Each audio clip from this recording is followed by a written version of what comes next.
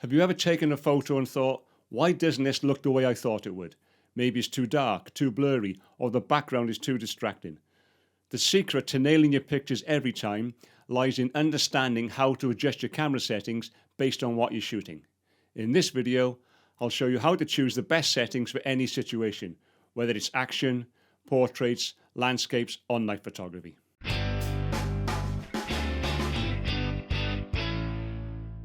As you may know, photography is all about light, and the way you control your camera settings determines how that light is captured. But different situations require different settings. Shooting a fast-moving subject like wildlife or sports, you'll need a fast shutter speed. Want a beautifully blurred background for a portrait? That's where aperture comes in. Taking photos at night, you need to manage your ISO carefully. In this video, I'll walk you through the key camera settings and explain how they interact in different photography scenarios like action shots, portraits, landscapes, night photography, still life, street photography, and wildlife. And whether you're just starting out or looking to refine your skills, this guide will give you a solid foundation to confidently adjust your settings in pretty much any situation. And if you can stick around to the end, I'll also be sharing 3 bonus tips to instantly improve your photography skills. Before we dive into specific scenarios, let's very quickly recap 3 essential camera settings. The shutter speed controls how long your camera's sensor is exposed to light. A fast shutter speed like 1/1000th of a second freezes motion, while a slow shutter speed like 1/10th of a second creates motion blur. Your aperture or f-stop controls how much light enters through your lens and onto the sensor. A wide aperture like f2.8 lets in more light and creates a blurry background, while a narrow aperture like f11 keeps more of the scene in focus. ISO, or ISO if you prefer, controls how sensitive your camera is to light. A low ISO like 100 gives you clean images, while a high ISO like 3200 or higher helps in low light, but it can introduce grain or noise to the image. Now let's see if we can apply this knowledge to different photography situations. Let's start with action and sports photography. And why not?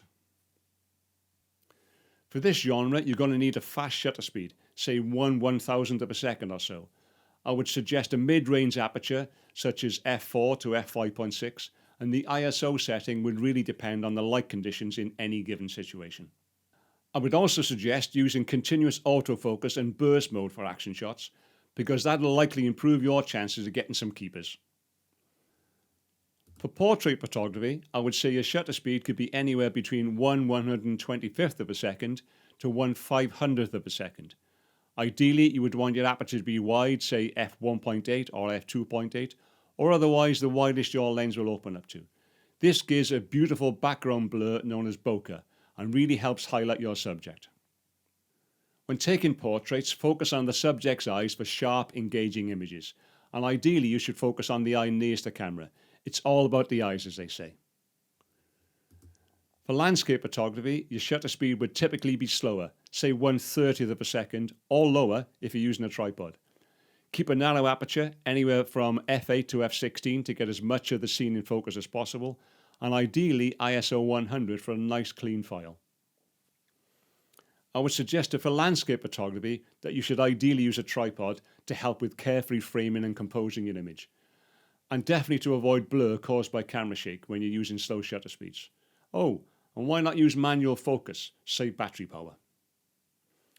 Unless you're going for intentional camera movement, and that's for another time, you should be using a tripod, because your shutter speed is going to be slow, maybe 1/10th of a second or longer. If you have the aperture at between f2.8 to f4, it'll let in more light. However, if you want a greater depth of field, maybe f8 to f11. You could always use a slower shutter speed then to compensate. Also, for night photography, you should definitely shoot in RAW for better noise reduction in post-processing. In fact, I would recommend you shoot in RAW most, if not all the time. If you'd like a video on the benefits of shooting RAW files, let me know in the comments.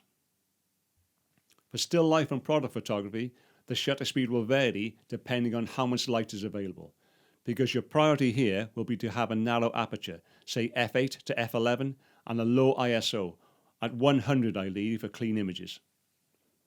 A tripod is definitely a good option here, and you would ideally want soft diffuse lighting for professional looking shots. And if product photography is the genre for you, you may benefit from investing in using a light tent to get the lighting spot on. For street photography, you'd need a shutter speed between 1/250th of a second to 1/500th of a second to capture those candid moments. A moderate aperture, say f5.6 to f8 for a good balanced depth of field, and your ISO ideally between 400 and 1600, but I wouldn't worry about that too much. For street photography, it's better to use aperture priority mode for quick adjustments on the go. This is definitely one of those occasions when a semi-automatic mode is the best choice. It's all about grabbing the moment, but keep an eye on your shutter speed though, just in case the camera set is slow enough to get motion blur due to camera shake. Unless of course that's exactly what you're going for. With wildlife, you'll need a fast shutter to freeze movement, a widest aperture, say f4 to f5.6 to get a slightly blurred background and better light intake, and your ISO would really depend on how much light is available. I am definitely not a wildlife expert, but if it's for you, you'll probably have to invest in a long lens. I've been told it's a good idea to use silent shutter mode to avoid scaring the wildlife. The only time I use silent shutter mode is during a wedding, but that's mainly not to scare the groom away. Okay, now before I share those bonus tips I promised you, if you want more help with your photography after the video, why not grab your copy of my ebook? You can get it by signing up to my monthly newsletter. It's completely free and there's a link for you in the description below. I'm sure you'll find it useful. Now for those of you that made it this far, here are 3 extra tips to help improve your photography skills using what we've covered today. Your camera measures light using different metering modes like evaluative, spot and center weighted. Learn how these work so you can expose your images more accurately, especially in tricky lighting conditions. Instead of relying on the shutter button for autofocus, assign focus to a separate button, usually the AF button on the back of the camera. This gives you more control, especially for action, wildlife and street photography. And back button focus is something I'll be covering in more detail soon in another video. Settings are absolutely vital, but they won't fix a poorly composed shot. Before you even get to tweaking your camera settings, slow down and take a moment to frame the subject or the scene. Use techniques like the rule of thirds, leading lines or symmetry to create more engaging images. Now you have a solid understanding of how to adjust your camera settings for almost any situation. Photography is all about practice, so grab your camera and start experimenting.